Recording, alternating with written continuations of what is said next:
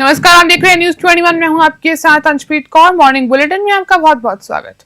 नाथद्वारा में भौरा petrol pump के पास बने भाटिया टावर को नगर पालिका ने सील कर दिया है। यह कार्रवाई ऑडिट रिपोर्ट और नोटिस के बाद की गई, जिसमें टावर में कई अनियमितताएं पाई गई है। नगर पालिका ने यह कदम तब उठाया जब ऑडिट रिपोर्ट में टावर को 24 घंटे के भीतर सील करने का नोटिस जारी किया गया। आज नोटिस की समय सीमा पूरी होने पर नगर पालिका के कर्मचारियों की मौजूदगी में टावर को सील कर दिया गया। प्रमुख अनियमितताओं की बात करें तो सेटबैक एरिया का अभाव, यानी टावर के चारों और नियमों के अनुसार जगह नहीं छोड़ी गई थी। साथ ही मालिक ने 8,135 स्क्वायर फीट की परमिशन ली थी, जबकि मौके पर जमीन 5,000 स्क्वायर फीट से भी कम है।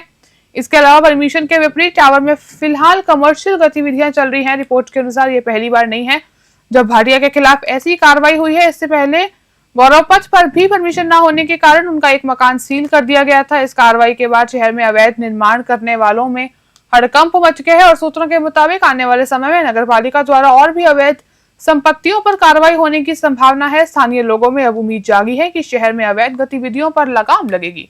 नाथद्वारा से ब्यूरो रिपोर्ट। आपको बताना चाहूँगा कि जो भाटिया टावर को सीज करने की जो कार्रवाई की गई है, ये निर्माण स्वीकृति के विरुद्ध कार्य किए जाने पर की गई है। अर्थात आवासीय निर्माण स्वीकृति थी और व्यावसायिक जो है उनके द्वारा जो है उसमें कार्य हो रहा था। और इसके कारण से नगर पालिका अधिनियम 2009 की धारा 194 7 6 के अंतर्गत यदि दी गई स्वीकृति के विपरीत यदि उपयोग में पाया जाता है तो उसको सीज करने का अधिकार नगर निकाय अधिकारी को है और उसी पावर का उपयोग करते हुए आगे सीज की गई है। और सीज करने में जो अभिगृहित आदेश जो वहाँ पर लगाया जाता है उससे ये माना जाता है कि वो बिल्डिंग सीज है। यदि उसमें किसी एक गेट को खुला छोड़ दिया है, यदि उसको जो है पैक नहीं किया या कम पैक किया है, तब भी जो है उसका उपयोग नहीं करने के लिए वो जो है निषेध रहता है, मतलब वो पाबंद रहता है। और यदि उसका उपयोग करते फिर पाया जाता है हमारी कमेटी के द्वारा, हमारे तकनीकी अधिकारी द्वारा, तो फिर वो जो है दंड का अधिकारी होता है और नगर पालिका अधिनियम 2009 की धारा के विरुद्ध धारा के तहत उन्हें जो कार्रवाई की जानी है वो कार्रवाई उसको कर होती है। तो इस प्रकार से यदि कोई गेट खुला रह गया तो इसका मतलब ये नहीं कि वो उपयोग करेगा, वो उपयोग जो है नहीं कर सकता। और ऐसी यदि कोई शिकायत पाई जाएगी तो नियमानुसार कार्रवाई की जाएगी। राजस्थान राज्य विधिक सेवा प्राधिकरण जयपुर के निर्देशानुसार जिला विधिक सेवा प्राधिकरण की अध्यक्ष माधवी दिनकर के मार्गदर्शन में 13 सितंबर 2025 को करौली जिले में एक दिवसीय राष्ट्रीय लोक अदालत का सफल आयोजन किया गया।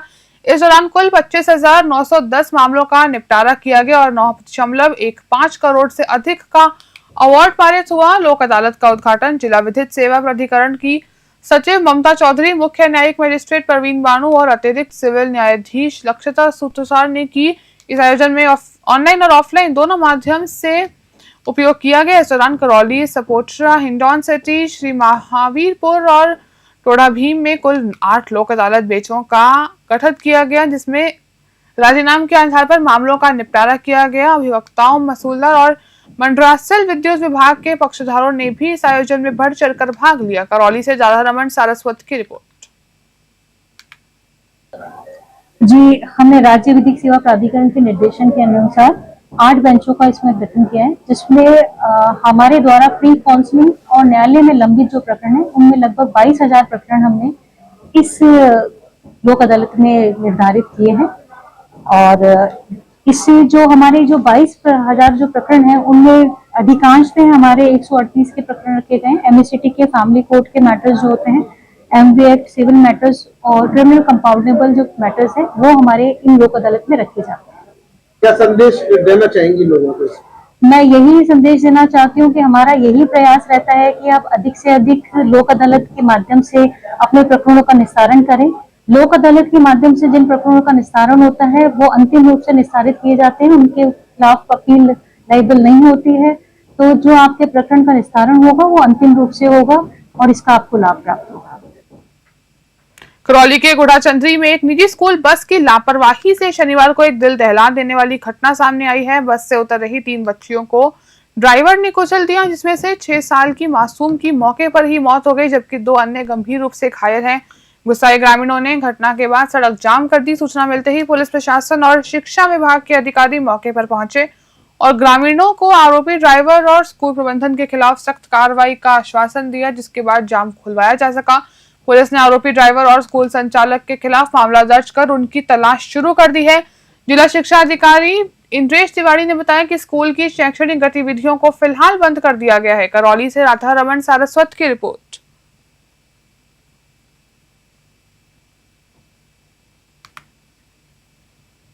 राजस्थान राज्य विधिक सेवा प्राधिकरण के निर्देशानुसार सवाई माधोपुर में शनिवार को 13 सितंबर 2025 को इस साल की तीसरी राष्ट्रीय लोक अदालत का आयोजन किया गया। इसका उद्देश्य आपसी सहमति से लंबित मामलों का निपटारा करना था। इस लोक अदालत का उद्घाटन जिला विधिक सेवा प्राधिकरण के अध्यक्ष देवेंद्र दीक्षित ने जिला न्यायालय स्थित एरिया सेंटर में किया। जिला विधिक सेवा प्राधिकरण की सचिव समीक्षा गौतम ने बताया कि इस बार करीब 2000 मामले सुनवाई के लिए रखे गए हैं। पिछली सफलता उन्होंने यह भी बताया कि पिछली राष्ट्रीय लोक अदालत में सवाई माधोपुर जिले में करीब 1 लाख मामलों का आपसी समझौते से निपटारा किया गया था और इस बार ये आंकड़ा और भी बढ़ने की उम्मीद है। सवाई माधोपुर से राकेश चौधरी की रिपोर्ट। किया जा रहा था, कितने केसेस बताएं? इस बार भी प्रतिवर्ष की भांति रालसा के निर्देशानुसार राष्ट्रीय लोक अदालत का आयोजन किया जा रहा है। ये इस साल की तीसरी राष्ट्रीय लोक अदालत है, जिसमें कि न्यायालयों में लंबित प्रकरणों में से करीब 2000 केस आज लोक अदालत के लिए रेफर किए गए हैं, जो कि जिनमें फैमिली कोर्ट के मैटर, एमएससीटी के मैटर, चेक संबंधी मैटर, आपसी झगड़ों के मैटर, सिविल केस, सभी प्रकृति के केस शामिल हैं। इसके अतिरिक्त लिटिगेशन प्रकरणों में बैंकों के समक्ष लंबित मैटर, रेवेन्यू अथॉरिटीज़ के समक्ष लंबित मैटर, इलेक्ट्रिसिटी बोर्ड के मैटर, BSNL के मैटर, सभी मैटर्स आज हमारे यहाँ पर रेफर किए गए हैं, जिसमें पक्षकार काफ़ी भारी संख्या में यहाँ पर उपस्थित हैं। इस लोक अदालत का उद्देश्य यही रहता है कि अधिक से अधिक पक्षकारों को, सामान्य जन को सरकारी योजनाओं का और लोक अदालत का फ़ायदा मिले और अधिक से अधिक लोग इसमें भाग लेकर अपने आपसी रंजिश को भुलाकर आपसी सौहार्द से और समझाइश से अपने केसों का निस्तारण करवा सकें। ऊर्जा मंत्री हीरालाल नागर ने शनिवार को सांगौत और देवली भाजपा मंडल के कार्यकर्ताओं के साथ संवाद किया। इस दौरान उन्होंने कहा कि भाजपा केवल सत्ता के लिए काम नहीं करती, बल्कि उसका अंतिम लक्ष्य भारत को परम वैभव पर ले जाना है। झालावाड़ रोड स्थित एक होटल में हुई इस बैठक में नागर ने आगामी कार्यक्रमों जैसे सेवा पखवाड़ा, स्वच्छता अभियान और रक्तदान शिविरों की विस्तार से चर्चा की। उन्होंने कार्यकर्ताओं को सरकारी योजनाओं का लाभ आम जनता तक पहुंचाने का भी आह्वान किया। बिजली तंत्र में सुधार, ऊर्जा मंत्री ने अपने 1 साल के कार्यक्रम की उपलब्धियों की गिनाई। उन्होंने बताया कि कांग्रेस 5 साल में संगोर विधानसभा में एक भी JCS नहीं बना सका, जबकि भाजपा ने 1 साल में 14 JSS के लिए जमीन आवंटित कर टेंडर जारी किए हैं। इसके अलावा कई नए JSS स्वीकृत हुए हैं और कुछ को अभी अपग्रेड किया जा सकेगा। कोटा से कामेंदु जोशी की रिपोर्ट। सीकर के पलसाना से सरस्टेरी में गंगाजल छिड़काव का मामला लगातार तूल पकड़ रहा है। शनिवार को मीणा समाज और डेयरी से जुड़े कुछ लोगों ने डेयरी चेयरमैन जीताराम मील और मधु शर्मा के खिलाफ विरोध प्रदर्शन करते हुए उनकी शव यात्रा निकाली और पुतला फूका। प्रदर्शनकारियों ने चेतावनी दी कि अगर चेयरमैन के खिलाफ कार्रवाई नहीं हुई तो वे सड़क जाम करेंगे। मीणा समाज के लोगों का आरोप है कि सरस डेयरी के चेयरमैन जीताराम मील ने MD कमलेश मीणा के तबादले के बाद डेयरी और ऑफिस में गंगा जल का छिड़काव किया, जिससे वे मीणा समाज की भावनाओं को आहत करने वाला कृत्य मान रहे हैं। इस घटना के विरोध में समाज के लोग पिछले 5 दिनों से धरने पर बैठे हैं। उनका कहना है कि यह छिड़काव जानबूझकर किया गया, जिससे डेयरी का दूध उत्पादन और बिक्री प्रभावित हो रही है। साथ ही सामाजिक तनाव भी बढ़ रहा है। सीकर से दुर्गा सिंह कुमावत की रिपोर्ट। सरस्टेरी का जो धरना है उसको आज 6 दिन हो गए हैं। आज हमारे जो सरस्टेरी के जो किसान हैं, सचिव है, अध्यक्ष हैं, वो काफ़ी संख्या में लोग आए और आज हम सब लोगों ने दिन में बैठ के एक निर्णय लिया कि भाई ये जो अपराधी हैं, इन लोगों की वजह से इस मीणा समाज में जो आग पहुँचा है, तो उन लोगों का हमने आज पलसाना सहकारी से लेके और या सरस्टेरी तक रैली निकाल कर उनका पुतला दहन किया है और सब लोगों ने उनका कड़ा विरोध किया है। जब तक हमारी मांगें नहीं मानी जाएगी तब तक हम धरना यहाँ से रहेंगे नहीं। क्या नाम है सर आपका? जयंत रिठारवाल, जिला पुलिस सदस्य। सर आज धरने को लेकर आज इसके बारे में आप कुछ? देखो, पिछले 6 दिन से लगातार किसान के बेटे लगातार धरने पे बैठे हैं। इस धरने के एक तो सबसे बड़ा किसान के बेटे कमलेश जी मीणा का जिस प्रकार से इन लोगों ने अपमान किया, एक MD की पोस्ट के ऊपर जो था उसको अपमान करके यहाँ से वो निकाला और निकालने के बाद इसको गंगाजल से धोके इनकी अपनी मानसिकता, उस मानसिकता का परिचय दिया कि 80 साल बाद भी इस मानसिकता के लोग हमारे देश, हमारे शहर के अंदर, हमारे गाँव के अंदर भी आज ऐसे लोग अभी भी हैं। पिछले 6 दिन से लगातार धरना चालू, और धरने के अंदर जो ठेकेदार है जिसके आज 20 साल से लगातार एक ही आदमी हम लगातार ठेकेदारी कर रहा है, और जो भ्रष्ट पदों पर मधुमालती शर्मा और जो चेयरमैन जीतराम मील है, उन्होंने ऐसी इस सरस डेयरी को कर रखा है कि इसके 8-10 हज़ार लीटर दूध को 50-55-60 हज़ार लाख लीटर दूध तक किया गया, जिसके अंदर पूरा जहर घोल के जनता को पिलाया गया। तो इन तमाम हमारी मुख्य मांगे हैं, और आज हमने इन दोनों का पुतला शव यात्रा पलसाना शहर के अंदर से हॉस्पिटल से लेके सरस डेयरी तक निकाली, और उनका अंतिम संस्कार किया गया, उनका शव को जलाया गया। और आगे की जो रणनीति है वो अगर शासन प्रशासन नहीं चेतता है तो आगे की रणनीति हम हाईवे भी जाम कर सकते हैं, रेलवे ट्रैक भी, अगर आवश्यकता पड़ी तो हम शिक्षक कलेक्ट्रेट को घेर के और पूरी मजबूती से लड़ाई लड़ेंगे, और जो भी अपराधी दोषी हैं उनको सलाखों के पीछे भिजवाएंगे। खेड़ी थाना क्षेत्र के गांव कठेड़ा में शनिवार शाम को दो सगे भाइयों के परिवारों के बीच मामूली विवाद ने खूनी संघर्ष का रूप ले लिया। बाजरे की फसल की कटाई के दौरान उड़ने वाली धूल मिट्टी को लेकर हुए झगड़े में दोनों पक्षों के 6 लोग घायल हो गए हैं। बड़े भाई का परिवार अपने खेत में मशीन से बाजरे की फसल निकाल रहा था। इसी दौरान छोटे भाई और उसके परिवार ने ये कहते हुए आपत्ति जताई कि कटाई से उड़ रही धूल मिट्टी उनके खेत में आ रही है। देखते ही देखते दोनों पक्षों के बीच विवाद बढ़ गया और एक दूसरे पर पत्थर और दरांती से हमला कर दिया गया। इस हिंसक झड़प में दोनों परिवारों की महिलाएं और पुरुष घायल हो गए। सूचना मिलते ही खेड़ी थाना पुलिस मौके पर पहुंची और घायलों को खेड़ी उपजिला अस्पताल पहुंचाया। घायलों में से एक की गंभीर हालत को देखते हुए उसे हायर सेंटर रेफर कर दिया गया है। रात तक दोनों में से किसी भी पक्ष की ओर से पुलिस में कोई रिपोर्ट दर्ज नहीं कराई गई थी। खेड़ी से अखिलेश शर्मा की रिपोर्ट।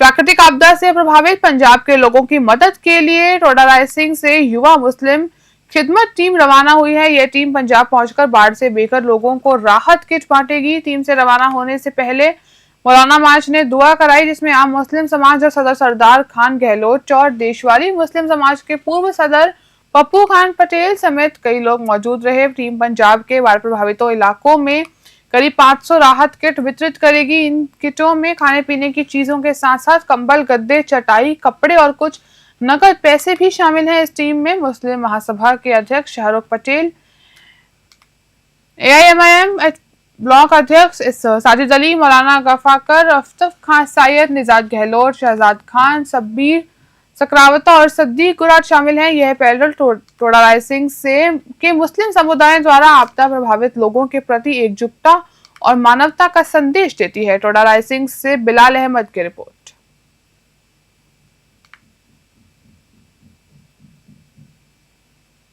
टोडा रायसिंह में प्रिंस खाद बीज भंडार के सौजन्य से एक किसान संगोष्ठी का आयोजन किया गया। इस कार्यक्रम में किसानों को अच्छी गुणवत्ता वाले ऊर्जाकों और बीज 9001 के बारे में जानकारी दी गई। संगोष्ठी के दौरान किसानों को क्रिस्टल प्रो एग्रो बाजरा उत्सव के तहत बाजरा की नई किस्मों के होने वाले फायदों के बारे में भी बताया गया। कार्यक्रम की शुरुआत 15 किसानों को साफा पहनाकर की गई। इस संगोष्ठी का मुख्य उद्देश्य किसानों को उत्पन्न किस्म के बीजों की जानकारी देना था, जो मिट्टी की उर्वरता बढ़ाते हैं और फसल की पैदावार में भी वृद्धि करते हैं। टोडा रायसिंह से बिलाल अहमद की रिपोर्ट।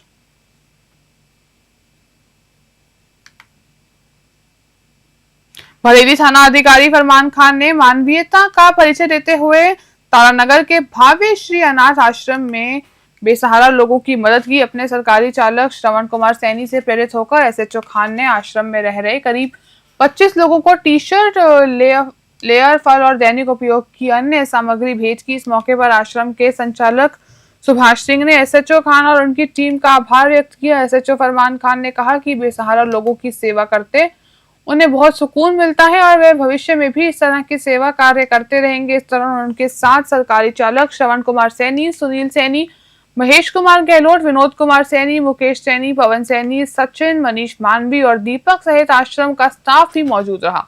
तारानगर से बुधराम वर्मा की रिपोर्ट।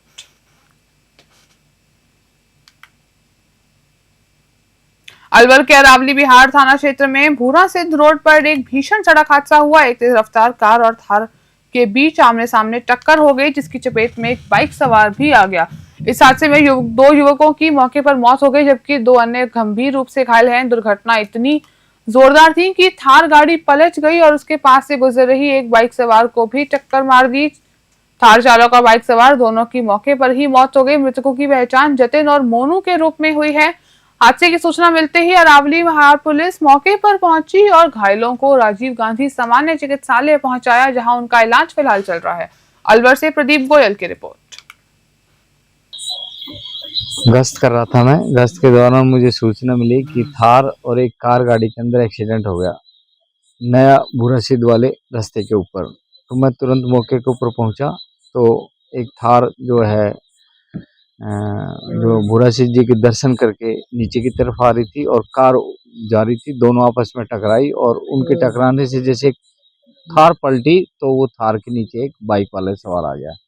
इसके अंदर कुल 4 इंजर्ड हुए हैं, जो 2 की मौत हो चुकी है, मर गए हैं, और 2 इंजर्ड हैं। जिनकी मौत हुई इनके क्या नाम है?